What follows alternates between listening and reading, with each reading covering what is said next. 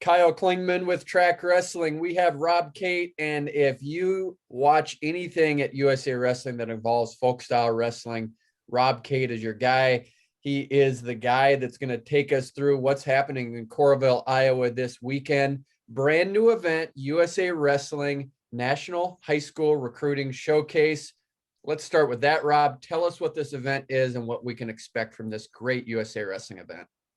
Well, I think I'm really excited to have this event with USA Wrestling. For so many years, USA Wrestling is really entirely focused on freestyle and Greco, the Olympic styles, but our development process has been really rooted in folk style. So what this is finally an opportunity for USA Wrestling to sink itself into the upper level folk style world. Our national high school federation, our individual state federations, they're a big part of what makes USA Wrestling great. And this is an opportunity for us at USA Wrestling to give a national showcase to those athletes that have been such a big part of our organization for years. Give an opportunity for those Division II, III coaches and below to see all of these state champions and qualifiers all in one spot. This is not an open tournament. It is limited to high school champions only. And then we opened up 8 qualifying tournaments around the country to allow kids that didn't necessarily have an opportunity at a high school state championship this year or last year. And so they qualified, they entered, and we've got well over 700 top level athletes from around the country, 45 states, in fact, here in Coralville, representing high school folk style wrestling at the top level. Do you have a flavor of who's going to be there? Do you have some names you can tell us who's going to be competing? Well, the real big names that everybody here knows are really on the girls' side. The high school girls world. This is a freestyle event for high school girls. This is a recruiting showcase. So the college coaches that are looking at these girls wanted to see them in freestyle. It is accompanying the girls' Folkstyle Nationals, which will happen on Sunday. So it's an opportunity for them to wrestle both styles on the same weekend. So they really came out in spades. Gary Abbott at USA Wrestling is really, really involved in the national rankings of the girls. And it's a who's who. 1 through 8, every seed 1 through 8 is on the national ranking board here in the United States. It's an exciting time. I'm the state chairperson for Nevada as well, and I'm really pleased with what we've done out in Nevada with our girls program and our guys program too. But our girls program has really taken off, and we've got 6 nationally ranked girls, and 4 of them are here. 5 of them. I should know better than that, but 5 of them are here to represent the emerging sport of women's wrestling and Nevada. So I'm real excited about that. Excited about Sterling Diaz. I know she's kind of our poster child. She's a ball of energy and a great representative for wrestling in the state of Nevada. But it really is. I think that if I started naming names, I'd be leaving so many people out. Gary's going through this thing, and it's just 1 through 8, 1 through 8, 1 through 8, 1 through 8 on the national ranking boards. On the boys' side, we're only seeing 3 or 4 of the guys that are in the top 10 in the national rankings, but I think that in talking about that, that's attributed to those guys are committed already to colleges. They're D1 guys. They don't necessarily need to be seen or recruited by the coaches that are here. I'm told that there's over 40 coaches and coaching staffs that have committed to engaging their resources here to watch in person or to dedicate their time this weekend to watch online every match and see what's going on with these scholar athletes. So on the boys' side, we're seeing a lot of guys that are state champions. We've got Arkansas represented here, with a 220-pound high school state champion, and they're never at any USA events. So I was excited. I got an opportunity to talk to Tyler and his dad yesterday as they were checking into the hotel, and they're just excited for this opportunity to get in front of coaches in a way that they haven't been able to in the past. Take us through the philosophy on having this the week before one of my all-time favorite events, which is USA Wrestling Folkstyle Nationals, which is a huge event at the Unidome the following week. Why have it on alternating weekends, and how do you balance that moving forward? Well, I would say that anything associated with a calendar this year and over the last year and a half with this COVID environment has been a tricky one. The schedules are all off. The high school championships are off. Seasons are canceled. I mean, Nevada canceled their high school wrestling season, which was devastating to us.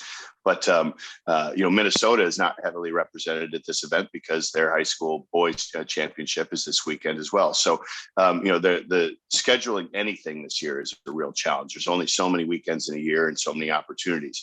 The important thing for us was that this opportunity was put in a really, really prominent location in the wrestling community. We think that Coralville and Iowa City certainly meets that standard. That their motto is Wrestling City, USA. So it seems like an awfully reasonable place to put it. This event, because it's so heavily qualified for, is a smaller event by design. So putting it in the Unidome doesn't necessarily make sense. We want to create a very, very high-end, high-impact environment for these kids to wrestle.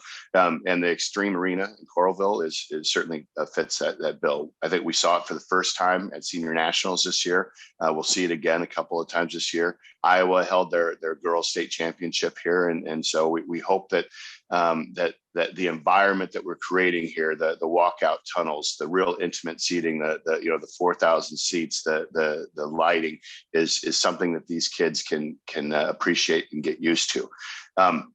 Now, the concept with this folk style environment is really to blend it. I think ultimately, I think the vision of the Folkstyle Committee at USA Wrestling, certainly my vision with this series is to incorporate it completely into Folkstyle Nationals. The Folkstyle Nationals right now is in the cadet and junior world at the high school level, but really, I think that the ultimate goal of this process would be to have a high school division at Folkstyle Nationals, have a showcase division. And the showcase division is limited to only state champions and those that qualified for these for it in one of the 8 qualifiers around the country, a super elite division at Folkstyle Nationals, which would incorporate any high school athlete, cadet or junior, and that's the showcase division. And we host it with Folkstyle Nationals alongside that, and then obviously have the opportunity for the other athletes that aren't necessarily developed quite to the level that these showcase athletes are, but give them an opportunity to compete there. So I think that it would enhance Folkstyle Nationals. And tie in, more importantly, these high school federations, into the USA Wrestling family. I mean, there's 288,000 high school wrestlers in America wrestling folk style, and that's really an opportunity for us to bring them into the USA Wrestling world, expose them to what we have to offer, and continue to keep them informed about their ability to move into the Olympic styles and continue on their career beyond college. And then at Folkstyle Nationals the following week, I believe there's a new college division. Is that right? Yeah. So again, we're responding to the need that we see, based on this COVID stuff. D3s had some real challenges this year. The NAIA had some challenges this year with their national type opportunities. They asked us we would have an open college age division, not just the masters, which we've had there for several years, but in an open college age division. We put it in place, and they're responding really, really well. They're excited. We've got entire teams from the West Coast coming out to compete in it, and they haven't had an opportunity to compete at a national level. So that they're excited about it, and I think that we'll see such good response that beyond the COVID world, we'll continue to have that celebration of folk style wrestling at Folkstyle Nationals every year, of all ages, all divisions. Any chance we'll see Rob Cate in the Masters division? Well, every year I'm very, very involved in all of these folk style divisions, and every year I say, when there's nobody else left in the 285-pound division or 130 in Greco, but nobody signed up, then you can bet that my name will be thrown in the last bit. But the last time competed in a Masters division was, I think, 2011, 2012, and Tucson and the Masters. And I realized that I'm an awfully good wrestler for working with our 8th graders and our 9th graders. And when I've got 100 pounds on somebody, and we're doing it one period at a time, but to go a full match with a legitimate person my size, my body is not designed to do that anymore. This is like Christmas time for me. You have 2 great events. You have the USA Wrestling Folkstyle Nationals, which is next week. And then we have this great national high school recruiting showcase, which I'm excited to see how this all plays out. But 2 great USA Wrestling events in Iowa, where I'm from. So I'm a little biased, but hope people will check it out and get behind this. This is really fantastic what you guys are doing. Well, thank you. We're excited about it. We're excited about what we do this year, and we're excited about the future of the event. It's going to be some awfully good wrestling. And if you have an opportunity to watch it in person, you can, or streaming, obviously, on the Track Wrestling platform. And let's get Gary Abbott to do the Masters some year too. How about that? That'll be a great thing. I'll wrestle Gary. I think both of us will appreciate each other, and we could probably make it out of the first period.